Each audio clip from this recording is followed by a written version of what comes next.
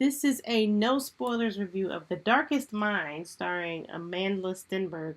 Let me start off by saying that this movie is a shadow of every other dystopian future young adult film that has come out in the last 12 years, probably ever. Actually, its only achievement is an unprecedented level of mediocrity. Okay, there was nothing that even remotely resembles a peak, and that's especially unfortunate because the concept in and of itself, it isn't necessarily unoriginal.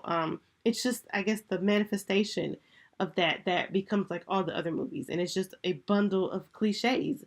And ultimately, I really think it was just a writer trying to capitalize on the mostly successful young adult genre. So, a brief synopsis.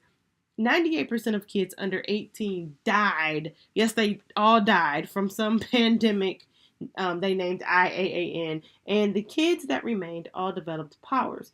And none of this is ever explained, so just go with it, okay? My guess is it's explained in one of the book sequels. So the remaining kids have powers, and of course the government perceived them as a threat and kidnapped them and put them in internment camps in which they were separated by their powers, which was divided into colors, like a hierarchy of colors. So it's like green all the way up to red, which orange and red are the most dangerous. Similarly, if not identical to the Homeland Security Advisory System, which, if you're unfamiliar with, it ranks the severity of current possible terrorist threats. So that's just my observation, that connection there. Do what you will with that information. I mean, at this point, the fact that they're separated by color into internment camps because the government fears them is saying plenty on its own. The fact that the colors match the terrorist alert system is just a bonus. So anyway, there are kids who escape. There are, there's dangers they face, bounty hunters and whatnot, and they're looking for freedom, asylum, I guess, if you want to put it that way. And it's just the usual, teens and political undertones and forced love interests. Nothing new here. And that's this movie's problem. There's literally nothing new here. It never gets interesting. The characters, there's nothing really special about them. I didn't have any connection with them. The villain, that whole thing was just predictable, and I was honestly uninterested by then. So, did I like anything about it?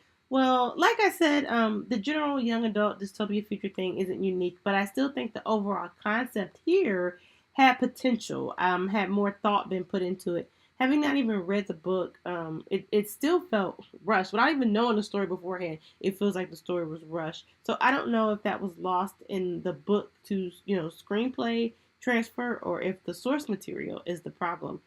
Lastly, I think Amanda Stenberg is great. I just in general, I can't wait to see where her acting career goes. Now, how this little brown skinned child who played young Ruby grew up to be light skinned Ruby, I don't know. That's a mystery, but whatever. So anyway, I saw on Rotten Tomatoes there's a huge gap between the user reviews and the critic reviews, and I don't know if it's just young folks that are saying this movie is great, but the critics are pretty spot on with this one. It's just really a whole lot of nothing here. I'm definitely not recommending this. If you've seen it, let me know what you thought about it. Follow me on Twitter at MovieBuffChick1. Like, subscribe, hit me up.